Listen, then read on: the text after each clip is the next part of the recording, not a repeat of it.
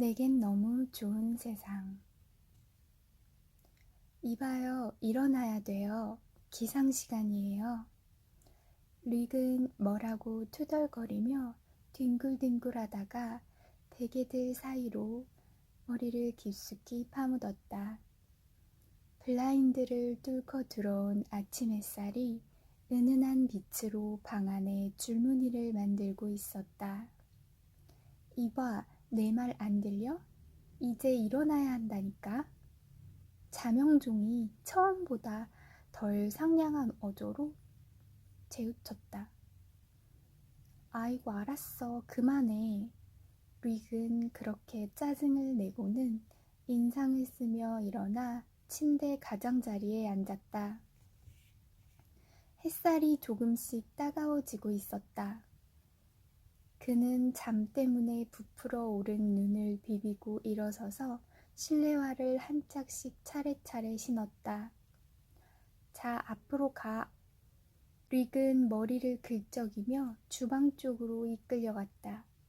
안녕? 문이 활짝 열리면서 활기차게 인사를 건네왔다. 선반 위에 놓인 여러 주방 기구들도 인사말을 합창했다. 안녕? 당신을 보니 기분이 저절로 좋아지네요.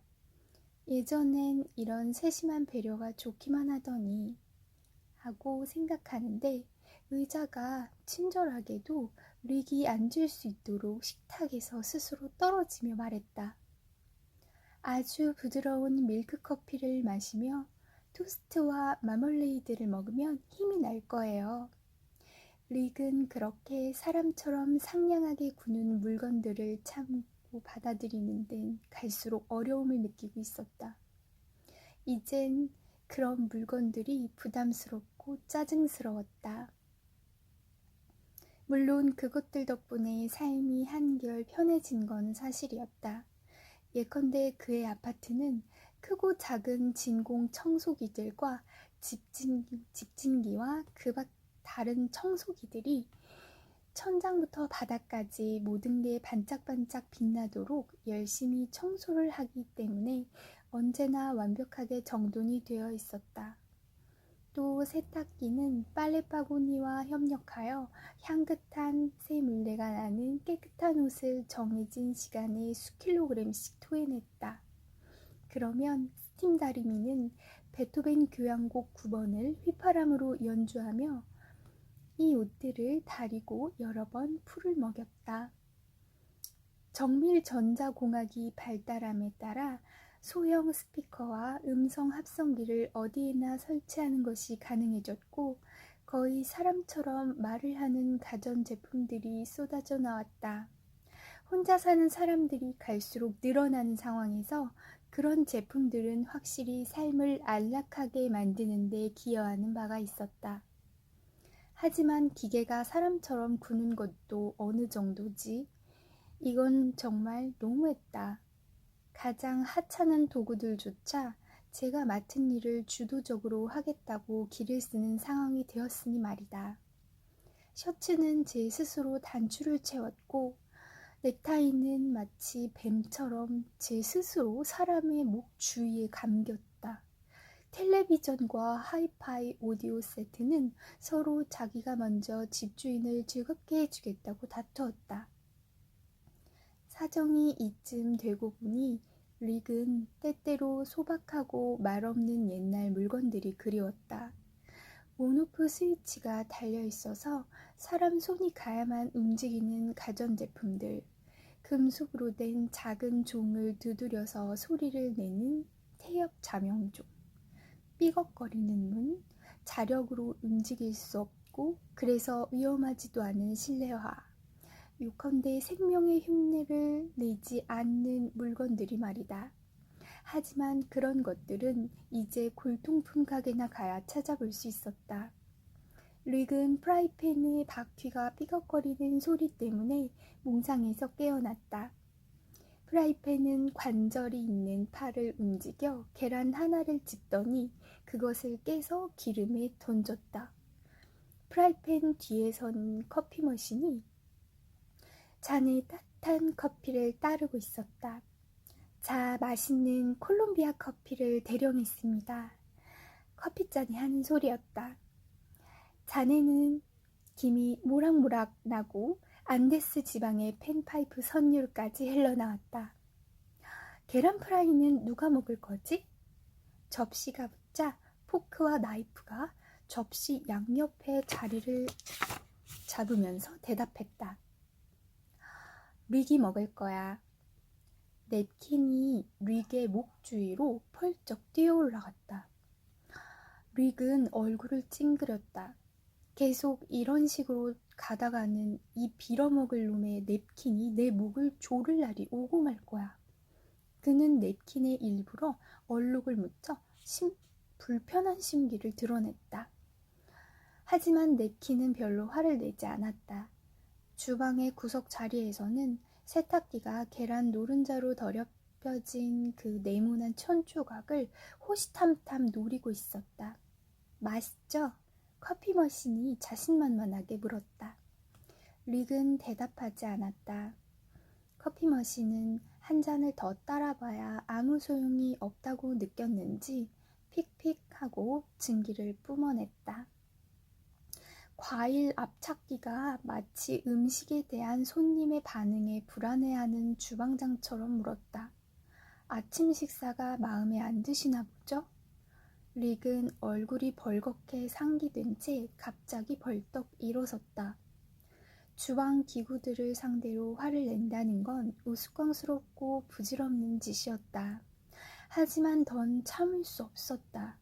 이제 물건들이 그를 히스테리 환자로 만들어가고 있었다. 날 좀 가만 내버려 둬. 무거운 침묵이 내려앉았다. 좋아, 얘들아. 릭이 원하는 대로 해주자. 릭은 아주 조용하게 아침을 먹고 싶은 거야. 토스터가 그렇게 다른 주방기구들을 타이르면서 노릇노릇한 빵 조각에 가염 마가린과 마멀레이드를 고루고루 펴발랐다. 그때 갑자기 라디오가 제 스스로 떠들어대기 시작했다. 이제 오늘의 새 소식을 전해드릴 시간이군요. 먼저 오늘의 날씨입니다. 닥치지 못해? 릭이 라디오를 노려보며 쏘아붙였다. 라디오는 곧바로 꺼졌다.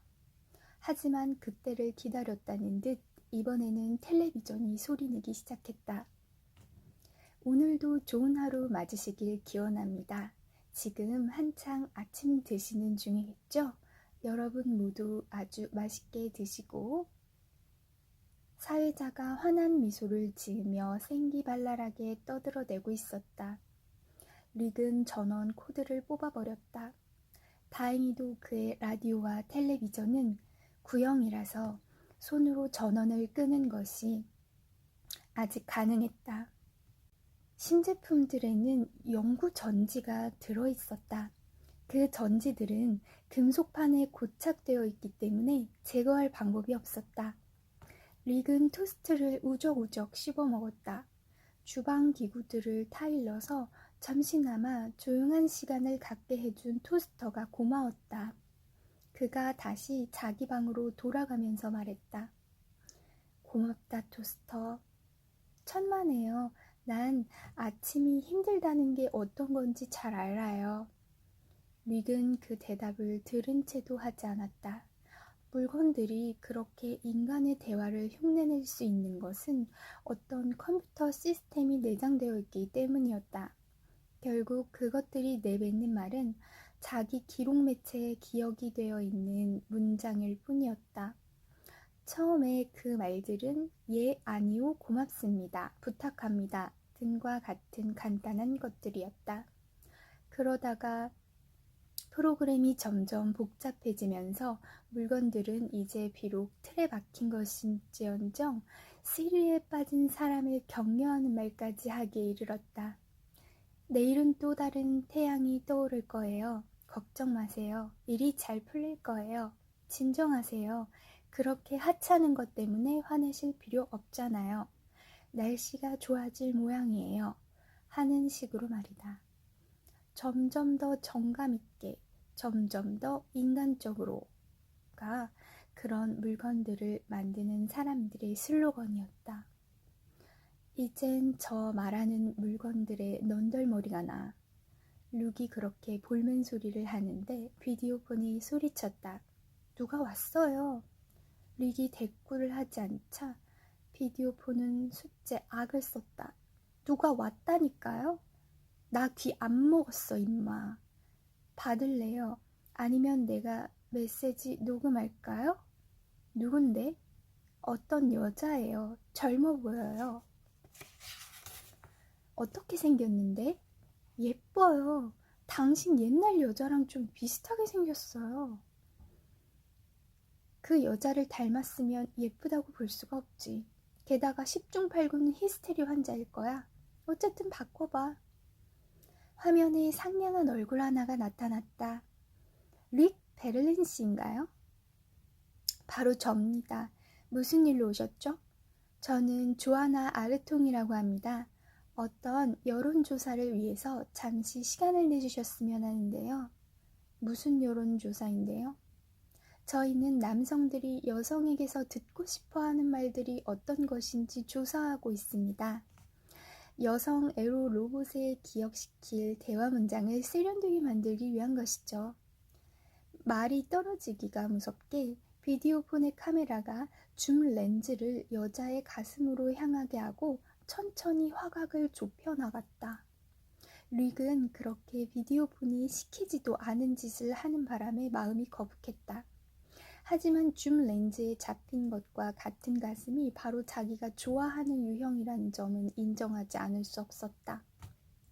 덱으로 올라가도 되겠습니까? 릭은 턱을 문질렀다. 면도를 제대로 하지 않아서 수염이 거칠했다.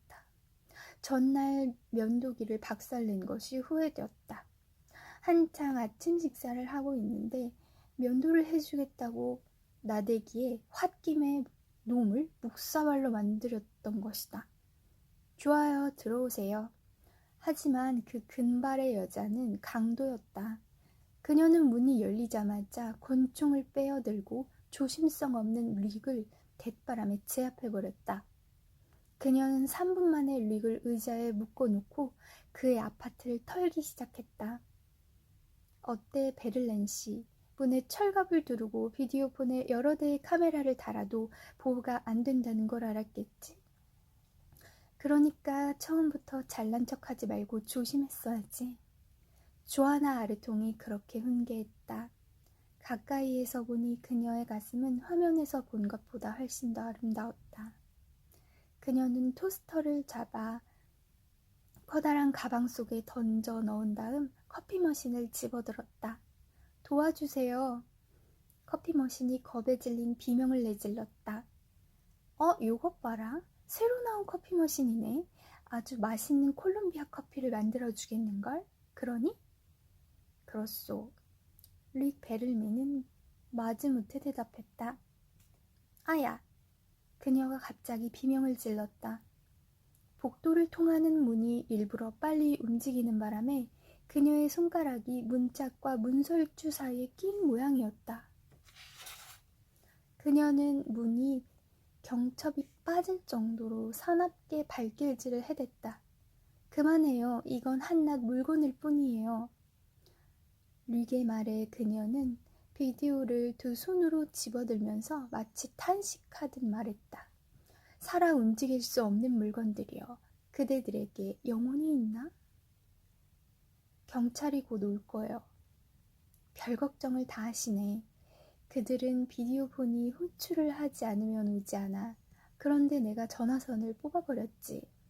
아닌 게 아니라 가엾은 비디오폰은 접속이 끊긴 줄도 모르고 경찰서와 소방서에 긴급 구조 요청 전화를 하느라 헛되이 애쓰고 있었다.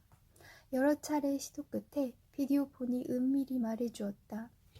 릭 미안하지만 통화가 안 돼요.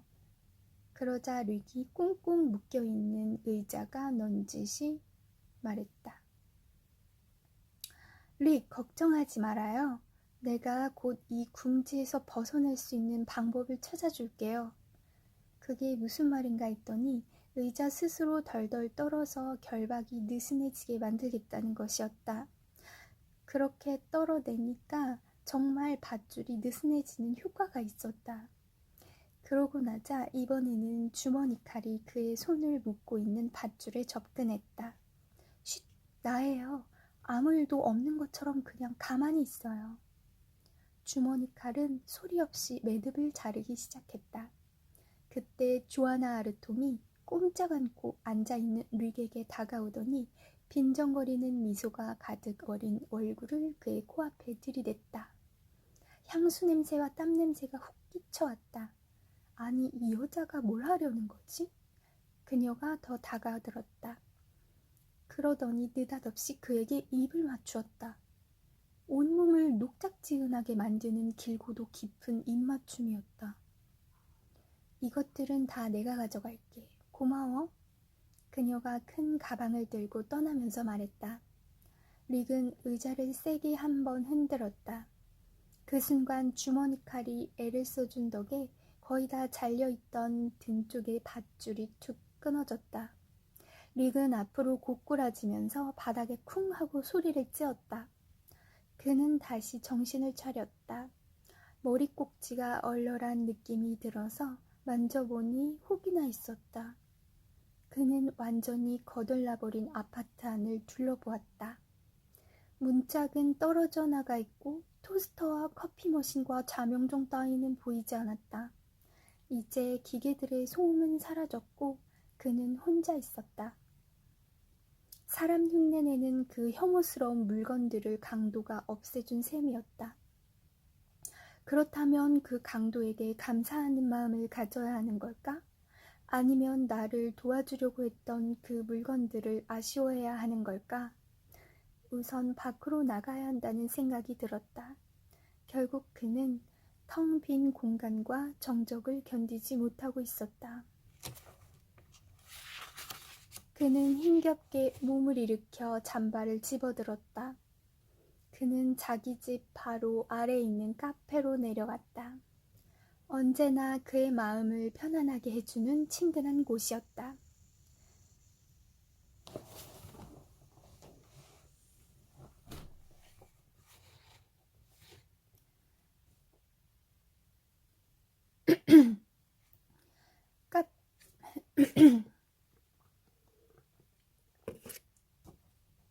카페 주인은 콧수염을 기른 뚱뚱한 남자였다. 눈동자까지 맥주에 취해 있던 그가 안으로 들어서는 릭을 보며 말했다. 어서 오게. 기운이 없어 보이는데 무슨 일 있나? 무슨 일이 생겼어. 내가 원하던 일이지. 그런데 난 그 일을 유감스럽게 생각하고 있어. 자네가 원했던 게 뭔데 그래? 사람 흉내를 내던 물건들에게 의지하지 않고 사는 것이었지. 릭이 앉아있던 의자가 웃음을 터뜨리자 이내 카페 안의 물건들과 손님들이 모두 폭소에 가세하였다. 이제 자네 집에는 그런 물건들이 없는 거야? 다 도둑 맞았네. 그러면 혼자서 무척 쓸쓸하겠네요. 그 기분 이해가 가요. 자, 이것 좀 드릴 테니까 드세요. 그건 사람이 하는 말이 아니라 땅콩 자동 판매기가 내는 소리였다. 그 기계는 너그럽게도 스스로 1유로짜리 동전을 구멍에 넣더니 땅콩이 가득 담긴 작은 그릇을 내밀었다. 혹자는 그러지. 어떤 물건도 인간에게 진정한 행복을 가져다 줄 순 없다고. 나는 그 생각에 찬성하지 않아. 설탕 그릇이 그렇게 말하자 재떨이가 맞장구 쳤다. 나도 마찬가지야. 릭은 기분이 울적하여 아무 말도 하지 않았다. 그러더니 땅콩은 거들떠보지도 않고 커다란 추시개 쪽으로 느릿느릿 걸어가서 그 낡아 빠진 추시개를 가만히 바라보았다. 살아 움직일 수 없는 물건들이여 그대들에게 영혼이 있는가? 그는 조아나 아르통의 말을 떠올리며 그렇게 되뇌었다. 그런데 놀랍게도 낡은 추시개가 마치 잠에서 깨어나듯이 달그락하는 소리를 내더니 감미로운 여자 음성으로 대답했다. 아니요, 나는 그렇게 생각하지 않아요. 우리는 하찮은 존재들이에요. 창의성 없는 기술자들이 고안해낸 보잘것없는 물건들이죠. 우리는 그저 전자공학의 산물일 뿐이에요. 우리 안에 정신적인 것은 전혀 들어있지 않아요. 영적인 것은 전혀 없죠. 주크박스도 거들고 나섰다. 그래요, 우리는 프로그래밍된 대로 움직일 뿐이에요. 한낱 기계들에 불과하죠. 그러고 나서 주크박스는 오래된 뉴올리언스 재즈곡을 연주하기 시작했다. 참으로 슬픈 선율이었다. 고물 추시개와 선반 위에 위스키 병들이 속으로 눈물을 찢고 카페 안에 다른 물건들도 덩달아 울적한 기분에 젖는 듯했다. 지금 무슨 생각을 하고 있는 거야? 저것들에게는 영혼이 없는데? 루익 베를레는 다시 정신을 차리며 그렇게 속말을 했다. 카페 문을 열고 밖으로 나서는데 아침에 그의 물건들을 강탈해 갔던 바로 그 금발 여자가 눈앞에 보였다. 참 배짱도 좋다. 내 아파트를 털고서도 아직 이 동네를 어슬렁거리고 있다니? 피가 거꾸로 솟는 느낌이었다. 하지만 그의 입술은 그녀의 입맞춤을 아직 기억하고 있었다. 그는 젊은 여자에게 말을 걸고 싶은 욕구에 사로잡혀 그녀를 쫓아 내달렸다. 그가 그녀의 어깨를 잡았다. 그녀는 소스라치게 놀랐다. 하지만 릭을 알아보고 나서는 오히려 마음을 놓은 눈치였다. 아까는 내가 권총 때문에 꼼짝없이 당했지만 설마 거리 한복판에서 권총을 빼어들진 않겠죠? 나는 그러지 않겠지만 권총이 내 말을 들을까? 워낙 제 기분 내키는 대로만 하는 놈이라서 말이지. 아무 일도 일어나지 않았다. 권총은 그녀의 호주머니 속에서 잠을 자고 있는 모양이었다. 이 여자를 가까운 경찰서로 끌고 가야 하나 말아야 하나 생각했다. 내 물건에 대해서는 당신을 원망하지 않겠소. 어떤 점에서는 그것들을 없애준 것에 대해서 약간의 고마움마저 느끼고 있으니까요. 그런데 당신의 키스가 뭐라고 내 키스? 여자는 금방이라도 짜증을 내며 가버릴 태세였다. 릭은 잠시 머뭇거렸다. 길거리에서 여자에게 치근거리는 건 결코 그가 좋아하는 행동이 아니었다. 하지만 상황이 상황이니만큼 그것을 받아들여야만 했다. 그녀는 그가 쭈뼛거리고 있는 것을 보고 까르르 웃더니 그의 두 어깨를 잡고 꽉 누르면서 그를 건물 벽에 밀어붙였다. 그러고는 느닷없이 그의 셔츠 깃을 움켜쥐었다. 그때 릭은 그녀를 쫓아온 게 과연 잘한 짓인가 하고 생각했다. 그녀는 옷깃을 양쪽으로 획 잡아당겨 그의 가슴이 드러나게 했다. 그는 너무 놀라서 그녀를 뿌리치거나 말을 할 엄두조차 내지 않았다. 그저 그녀의 손이 움직이는 것을 눈으로 쫓고 있을 뿐이었다. 그녀의 한 손이 그의 가슴 속으로 파고들었다. 릭의 살가죽이 갈라졌다. 그는 자기가 곧 죽을지도 모른다고 생각했다. 하지만 그의 가슴에서는 피 한 방울 솟아나지 않았다. 그녀는 그의 살 속에 적갈색 털로 살짝 덮인 채 감춰져 있던 뚜껑을 열고 인공심장을 끄집어냈다. 그러고는 그 인공심장을 릭의 손바닥에 올려놓으며 소리쳤다. 이런 걸 달고 있는 주제에 사랑을 할 수 있을 것이라고 생각해? 어쩌면 이렇게 뻔뻔할 수가 있지? 내 앞에 있는 당신은 한낱 기계일 뿐이면서 감히 다른 기계들을 심판하고 있어? 나는 아침에 당신 집에서 살아 움직일 수 없는 물건들이여 그대들에게 영혼이 있는가? 라고 혼잣말처럼 물었어. 하지만 내가 진짜 묻고 싶은 건 이거야. 살아 움직이는 인간들이여 그대들에게 진정 영혼이 있는가? 그녀는 팔딱거리는 빨간 기관의 눈길을 붙받고 있었다. 릭도 자기 손바닥 위에서 움직이고 있는 그것을 찬찬히 살펴보았다. 잘난 척할 것도 없고 자신이 남과 다르다고 생각할 필요도 없어. 이건 흔해 빠진 모델이야. 유압시계 장치가 들어있는 인공심장일 뿐이라고. 그녀는 그것을 잡아 릭의 가슴에 뚫린 구멍에 다시 집어넣고 뚜껑을 닫았다. 그런 다음 릭의 일그러진 얼굴을 보고 그의 머리를 상냥하게 쓸어주며 말했다. 나 역시 당신 심장과 똑같은 것을 내 가슴속에 감추고 있어. 지구상에 진정으로 살아있는 유기체가 존재하지 않게 된 것은 이미 오래전의 일이야. 우리는 모두 기계야. 그럼에도 우리 자신이 살아있다고 생각하지. 그런 환상을 품도록 우리 뇌가 프로그래밍 되어 있기 때문이야. 땅콩 자동 판매기와 당신 사이에 차이점이 있다면 그건 당신이 꿈을 꾸고 있다는 것뿐이야. 꿈에서 깨어나야 해.